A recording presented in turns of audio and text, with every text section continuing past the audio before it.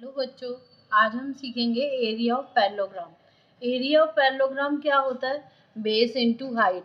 Any side of a parallelogram can be taken as base and the perpendicular drawn from opposite vertex on that sides is taken as corresponding height. तो किस तरीके से लेंगे, देखो बच्चों, ये parallelogram है ABCD। अगर हम A और B को बेस बनाते हैं तो हम हाइट कौन सी लेंगे? H1। और अगर हम B और C को बेस बनाते हैं तो हम हाइट कौन सी लेंगे? H2। तो हमारा एरिया ऑफ पैरेललोग्राम, अगर हम A और B को बेस बनाते हैं तो होगा हमारा area of parallelogram AB into H1। और अगर B और C को हम बेस बनाते हैं तो हमारा एरिया ऑफ पैरेललोग्राम क्या होगा? BC into H2। लेकिन हमेशा चाहे हम बेस ये लें चाहे हम बेस ये लें, हमारा दोनों का इक्वल ही आएगा हमेशा। अब देखते हैं हम एग्जाम्पल क्या है?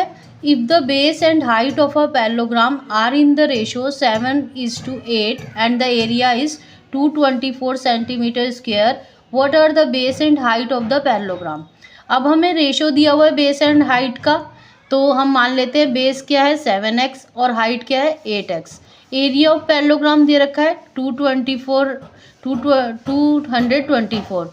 तो ये किसके बराबर होता है? B इंटू एच के। तो अब हम इसको इसके इक्वल रख लेंगे।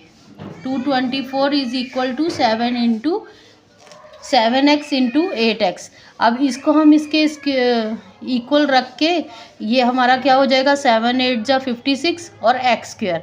अब एक्स स्क्वायर को हम इधर ले आएंगे और 224 अपॉन में 56 कर देंगे। तो अब हम इसे काटेंगे तो हमारा x square is equal to 4 आ जाएगा और x की वैल्यू क्या आ जाएगी? 2। तो इस तरीके से हमारा बेस क्या होगा? 7x, 7 into 2 is equal to 14 और हाइट क्या होगी? 8x, 8 into 2 16। फॉर एग्जाम्पल देखते हैं, in the given figure ABCD is a parallelogram, find the length of the BC।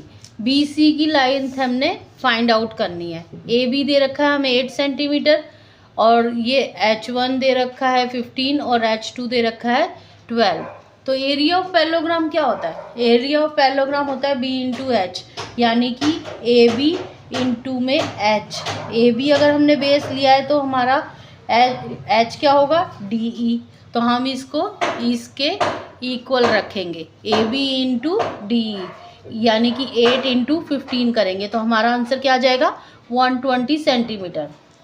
अब अगर हम BC को बेस लेते हैं और इसको हाइट लेते हैं तो हमारा एरिया ऑफ पैरेललोग्राम क्या आएगा? BC इंटू में DF। BC इंटू में DF क्या हो गया? BC की फाइंड आउट करनी है ना हमने, तो एरिया ऑफ पैरेललोग्राम हमारा क्या निकला? 120 सेंटीमीटर।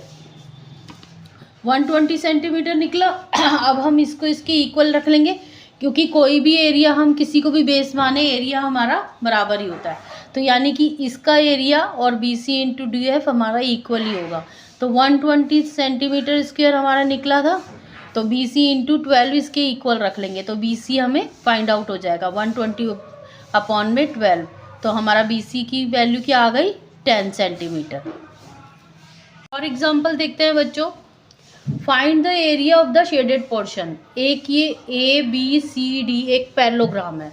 अब ये पैरेललोग्राम है, इसकी ये वाली साइड्स और ये वाली साइड्स पैरेलल है।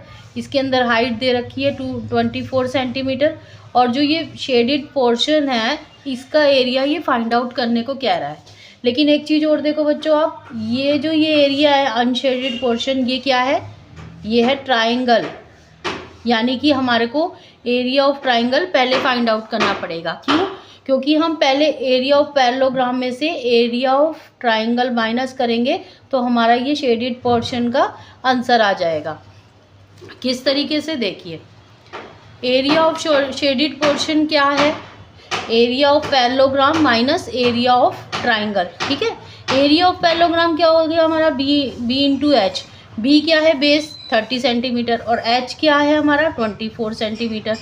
तो एरिया ऑफ ट्राइंगल क्या होता है? Half BH, half B into H. B into H हमें पता ही है, तो अब हम इसके अंदर इसकी इक्वेशन पुट करेंगे।